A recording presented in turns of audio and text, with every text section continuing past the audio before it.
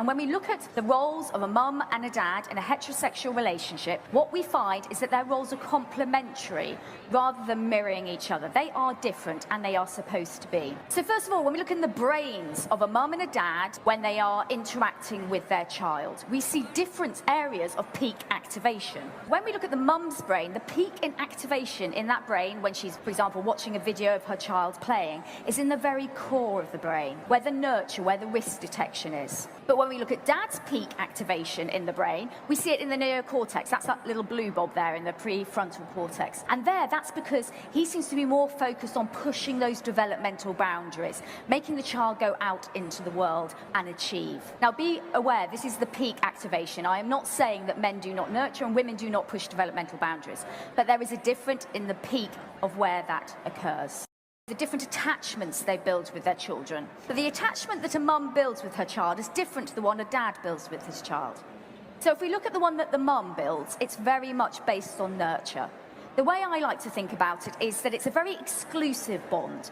So the child is hugged to the mother, it's very inward looking, and it's all based on making that child feel safe and avoiding risks.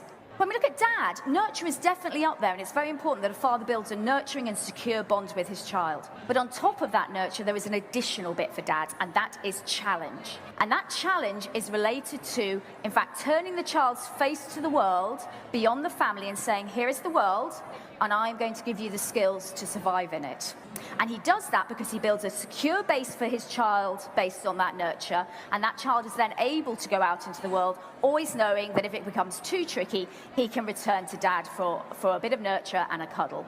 But dads build their bonds with children in a different way to mum, and they do it via interaction with their baby. So the first level of attachment you will have with your child, dads, is when baby appears, and you have that quite conscious attachment which is based on genetic relatedness.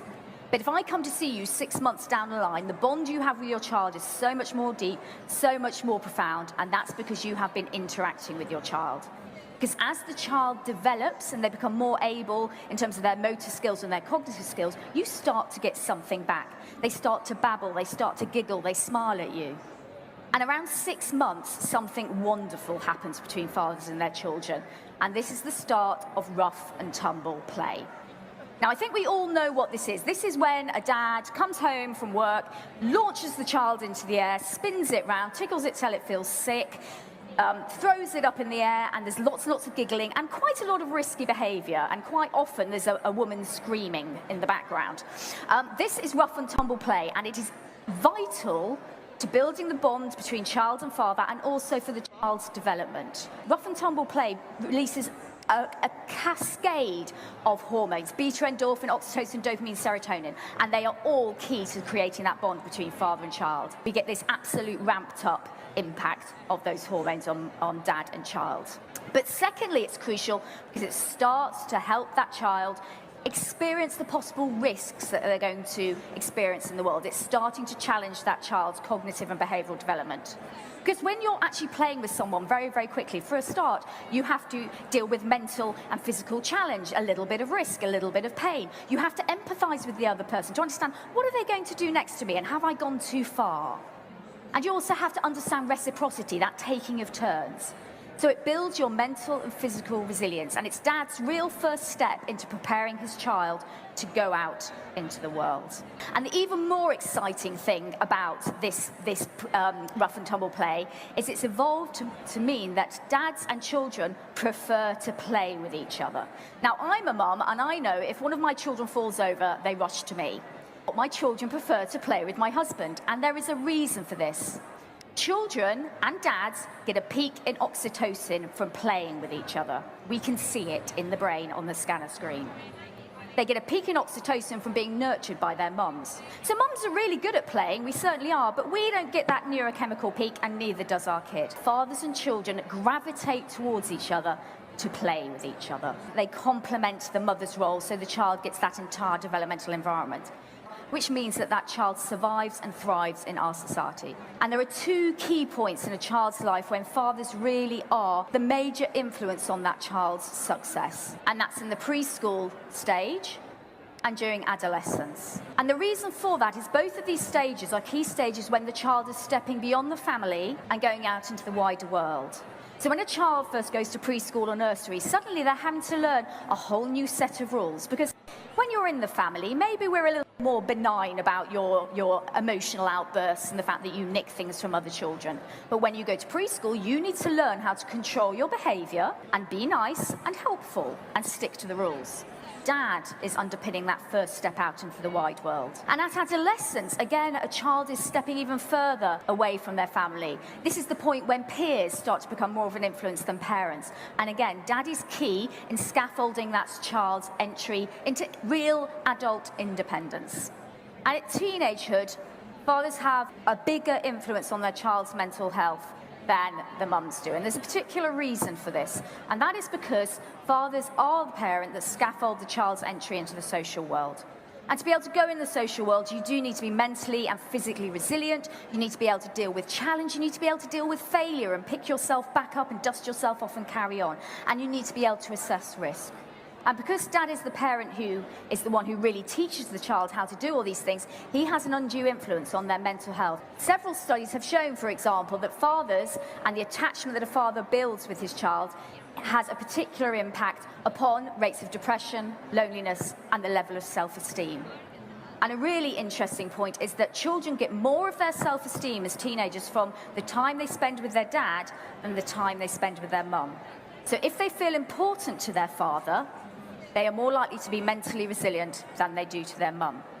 But what's really, really important when it comes to children's self-esteem and the self-esteem of teenagers is actually how important they feel to you and how much you spend time interacting.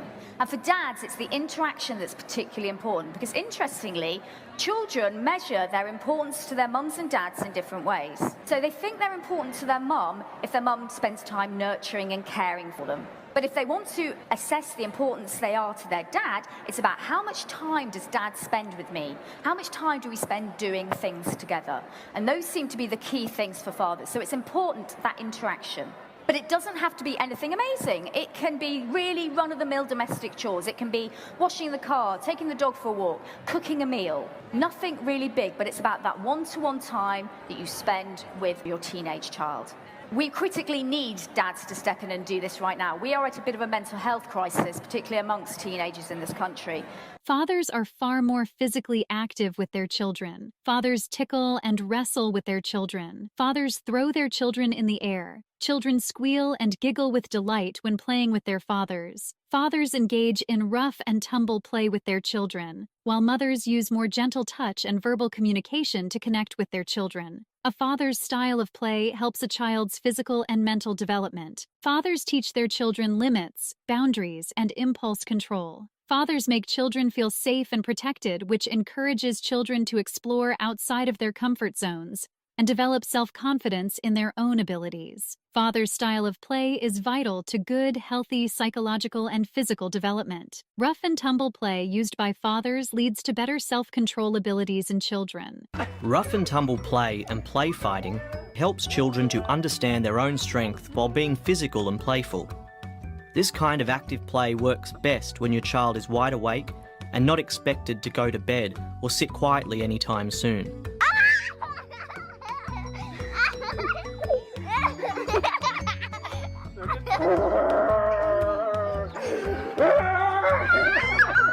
When your child uses all of her strength to hold you down on the floor or ground, she is learning a lot about her physical limits and what she can and can't do with her body. Some dads specialise in wrestling, while other families can have the most fun pretending dad is a monster or a dragon that needs to be trapped. Rough and tumble play is different at different ages.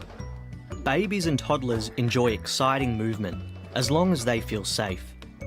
Toddlers and babies over 8 months, who can hold their head, neck and back straight when sitting, might like to be gently bounced or lifted into the air.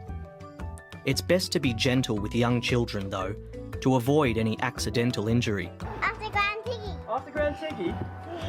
Okay. Okay, I'll step away. Toddlers love playing Chase Your Tiggy, spinning around and dancing. Primary school children are the biggest rough and tumblers. In all these games, the key is to have fun together. Rough and tumble play can easily lead to real fighting, so try to have some rules about what is and isn't acceptable during play. No, Ola, no, you don't hit with books. We don't hit with books, okay? Can you put that back, please? Okay. As well as the desire to win.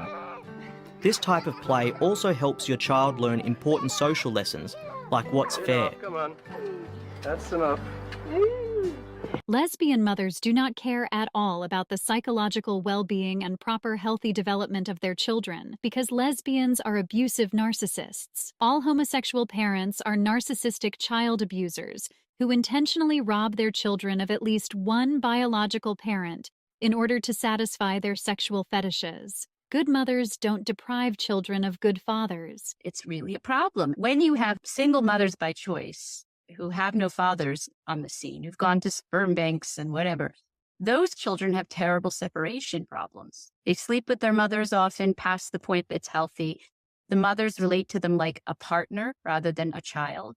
And so those children often suffer from the ability to separate, right? And so fathers serve this critical function of seducing babies away from mothers when the time is right, to explore the world and become more interdependent, right, and independent. And so, yeah, fathers serve also the role of helping to regulate other emotions that mothers don't regulate as well, like aggression. Fathers regulate aggression more than mothers. Mothers regulate distress, fear, sadness, and fathers help to regulate things like aggression and excitement. Because regulation of aggression by fathers is so incredibly important for male children in particular, it should come as no surprise that the overwhelming majority of males in prison come from fatherless homes. Without fathers as social role models, many boys try to establish their manhood through sexually predatory behavior, aggressiveness, or violence. The United States Department of Justice even admits that 85% of rapists with anger problems come from fatherless homes. The United States Department of Justice also admits that 85% of children who exhibit behavioral disorders are from fatherless homes. I carried on for years. Basically, at the age of 11, I'd already showed extreme behavioral issues from not understanding who my father was. Right. I mean, fathers are also really, really necessary. And when fathers aren't on the scene, when there are no fathers, children don't separate. Children don't learn to regulate aggressive feelings. You find that children of mothers without fathers often have aggression regulation issues. They tend to be more aggressive. They tend not to be able to regulate risk-taking behaviors or excitement. Fathers teach that. Yes, you can, roller skate fast or you can ski fast, but you have to be careful as well. You ski fast, but you have to do it, with an eye on self-preservation. They help to regulate that kind of excitatory behavior.